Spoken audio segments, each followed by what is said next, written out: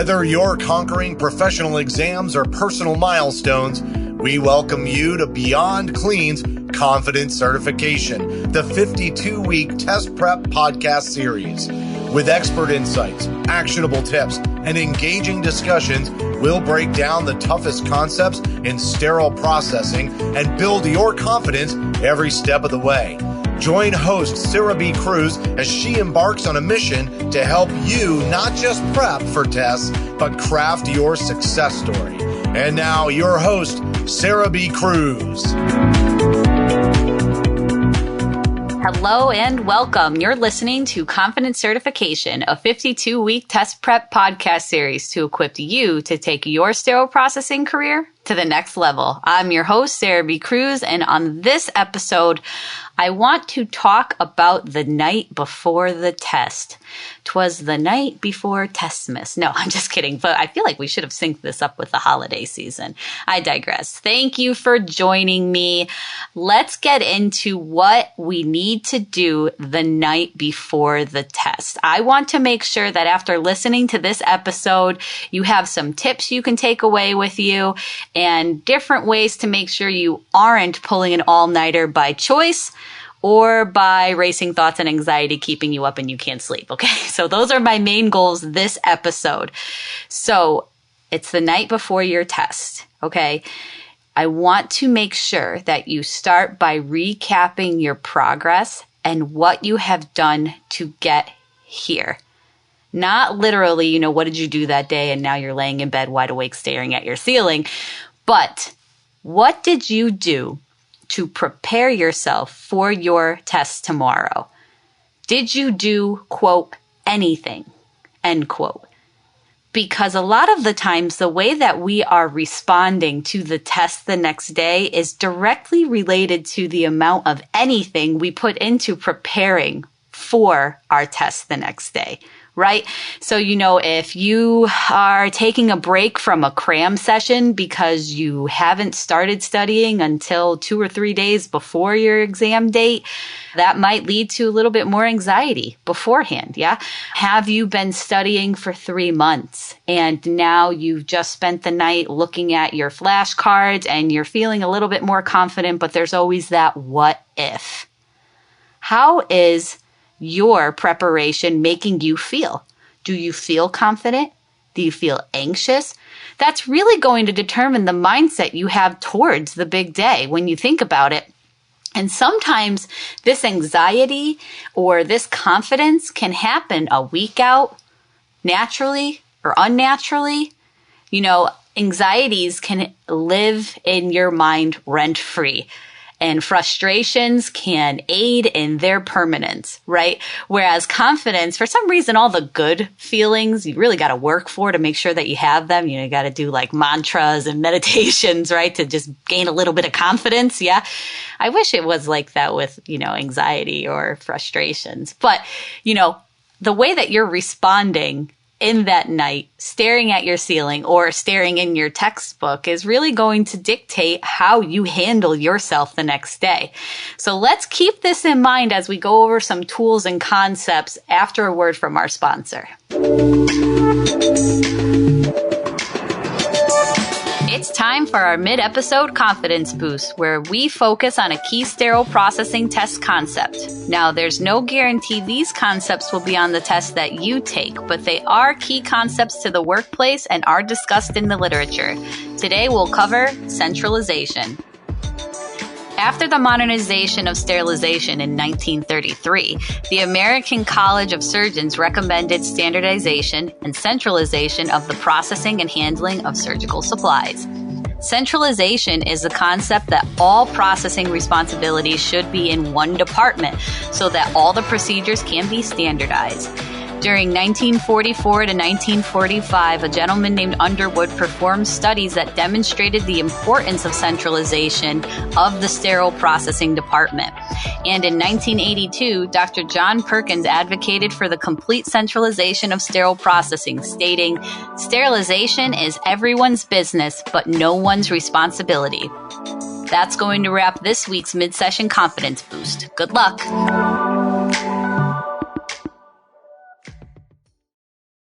All right. Thanks for joining us after our short break. We are talking about the big day. Well, not really the big day, the night before the big day, which feels like a big day in itself, yeah, or the longest night of your life, yeah. So as we go over some tools and tips to help us really settle into how we're going to take the test, the mindset we're going to bring to our test the next day, let's first discuss what your study style was. How did you study and build comprehension and understanding in your brain? Seriously, because that doesn't change just because it's the day before the test. So don't waver from what's been working. If you haven't used flashcards the entire time you've been studying, the night before the test is not the time to pull out flashcards and curse yourself for not being able to remember things, or memorize in that way. So that's why when you read a lot of tips and tricks online, they say things like make flashcards, don't drink a bunch of coffee, these things like that. If you're naturally an excessive coffee drinker, such as myself, you can drink a whole pot of coffee and take a nap right afterwards. But I digress. If you haven't been using flashcards the entire time because you're a reader-writer learner, why are you going to start using flashcards now? Instead, why don't you listen to some of your recordings that you may have made because you're an Audible learner, right? Or go back and reread some of the notes. Or take your notes and rewrite them. This is going to be a more effective use of your time the night before the test in reviewing what you've already learned. Keep in mind, if you haven't reviewed or studied anything up until this point, this advice won't work. That's why we really want to make sure that we're not giving advice based on specific experiences. This has to be based on what you've done up to this point. If you haven't studied at all up until this point, I personally would suggest calling the test center and seeing if you can change the date you need to take the exam. Honestly, if you haven't studied at all 3 days before the test, call the test center, change your exam date, pay the small fee, give yourself the time you need. Or you can try and do a cram session, which we'll actually talk about later in another episode. So now that we're making sure we take our study style into consideration, this is going to help us not suffer from something I've heard called comparisonitis. I did not make up that phrase, but essentially comparisonitis is when we suffer from comparing ourselves to others and how they do things, right? So let's make sure that we are focused in on what we're doing, how we've been doing it. That's the only time you're going to hear me say how we've been doing it and be okay with that ever in my career, okay, is just in this episode. But let's talk about some more high-level tips that we can apply to make sure that we're mentally prepared for the test the next day. 1, get a good night's sleep. And honestly, that's the biggest one. Get a good night's sleep. But I don't know what that looks like for you. I could say make sure you get 8 to 9 hours, but if you're me, 5 to 6 hours is plenty. I just naturally wake up after 6 hours of sleep. It's terrible on a Saturday when all I want to do is sleep in, or I've been traveling and the time zones are messing with me. But I'm not going to sit here and say get 8 hours if you naturally thrive on 7. Or maybe you're the type of person that needs 9. Kudos to you. I'd love to be able to stay asleep for 9 hours. But that specific time frame is for you really to decide. Another thing that's going to make sure you get a good night's sleep is that you eat a good meal. Again, I don't know what that looks like for you. Maybe your good meal is mac and cheese and some cornbread. I don't know. Is that your go-to? Or maybe you like to eat a salad. I'm not going to sit here and say, eat a salad that has this many walnuts and this type of salad dressing. But the main thing is that you don't want it to be too heavy, because it could result in, sluggish, slow energy, or it might even upset your stomach for the next day. So the night before your test is not the time to try some food you've never had before or some international cuisine that you've always wanted to give a whirl. So let's just make sure that we're, again, sticking with your status quo in your dietary efforts. Yeah. It could also mean that you either eat with your family, right? Or maybe you go out with your friends. If this is something that's going to improve your mindset and overall well-being, do it.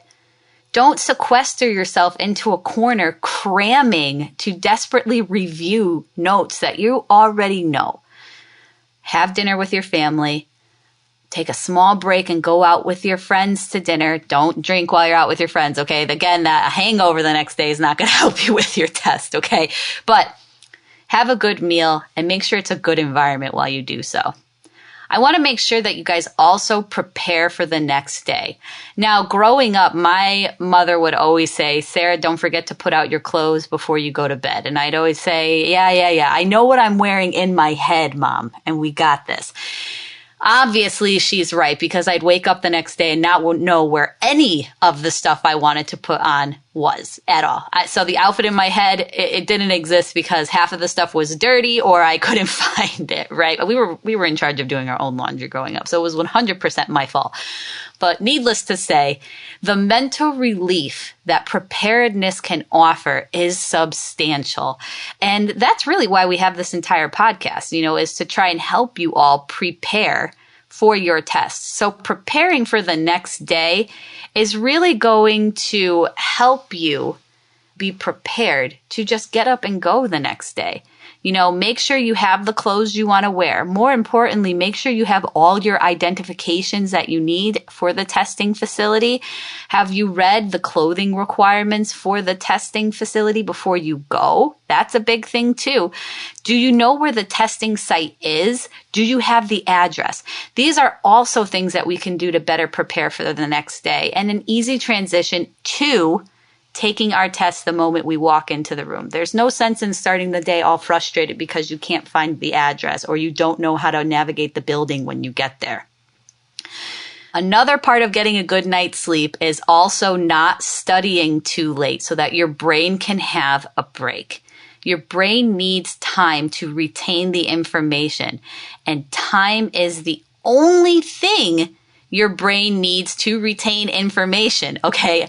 You can't cram all this info in there and expect your brain to hold it. It's only going to keep so much of it, right? So it's kind of like when you see a long video. You either watch the first 30 seconds or you don't watch it at all, right? So give your brain the break it needs to digest the information that hopefully you're reviewing and not learning for the first time.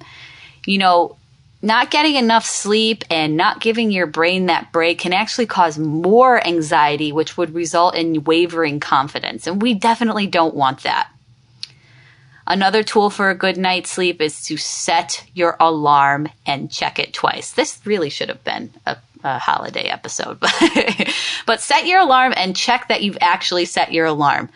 Or 3, so however you set your alarms to wake up for, don't change that process tonight, okay? So if you're a chronic snoozer, set all the alarms you need and just, hope you wake up to them. You've been waking up to them this entire time, so make sure you give yourself enough time to actually wake up to all of your alarms if you're a multiple snoozer.